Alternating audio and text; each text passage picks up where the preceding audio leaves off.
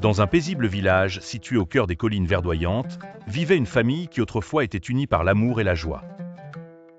La famille Tremblay, composée des parents Pierre et Marie, et de leurs enfants, Luc et Élise, traversait une période difficile après un désaccord sur l'héritage familial qui les avait tous éloignés. Les disputes avaient éclaté après le décès du grand-père bien-aimé, un homme généreux et sage reconnu par tous dans le village pour sa bonté. Chacun tenait à une vision différente de ce qu'auraient dû devenir ses biens, certains préconisant la vente pour des raisons financières, tandis que d'autres insistaient sur la préservation des souvenirs et des terrains familiaux. Les réunions de famille se transformaient en scènes de conflits aigus, et bientôt, ils cessèrent de se parler, chacun retranché dans sa propre douleur et amertume.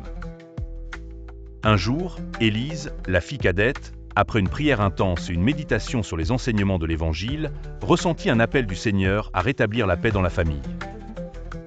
Attentive à la guidance reçue, elle décida de prendre les devants et adressa une lettre d'amour et de réconciliation à son frère Luc, à ses parents et même à ses oncles et tantes. Dans cette lettre, elle confessait ses erreurs, reconnaissant avoir parfois alimenté les tensions. Elle demandait pardon, tout en exprimant son désir ardent de retrouver l'harmonie perdue. Elle évoquait des souvenirs d'enfance partagés, ces moments où l'amour familial était palpablement fort, espérant raviver cette flamme dans leur cœur. Sa démarche courageuse toucha profondément Luc, qui, après avoir lu la lettre, se laissa envahir par le regret et l'envie de changer. Depuis des jours, il songeait à la position de chacun et réalisait qu'il pourrait être un pont entre les divergences.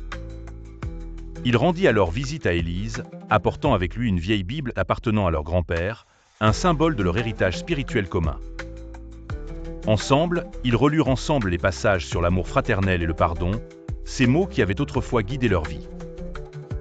Inspirés, ils décidèrent de remettre une copie de la Bible à leurs parents avec un marque-page à l'un des versets favoris du grand-père. « Aimez-vous les uns les autres comme je vous ai aimé ». Ils inclurent aussi un mot personnel, décrivant combien ils avaient manqué les rires et les discussions chaleureuses de leur soirée familiale. Peu de temps après, Pierre et Marie, touchés par ce geste d'amour sincère, se joignirent à leurs enfants dans la réconciliation. Ils se rendirent compte à quel point les malentendus avaient érodé des liens précieux et combien il était nécessaire d'écouter et de comprendre plutôt que de juger. La famille organisa un repas, invitant tous les membres de la famille élargie pour partager ce moment de nouvelle union.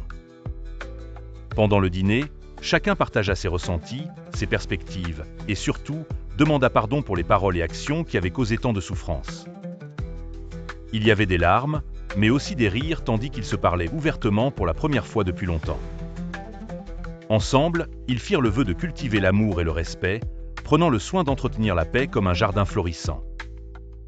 Élise proposa de se réunir régulièrement pour maintenir cette harmonie nouvellement retrouvée.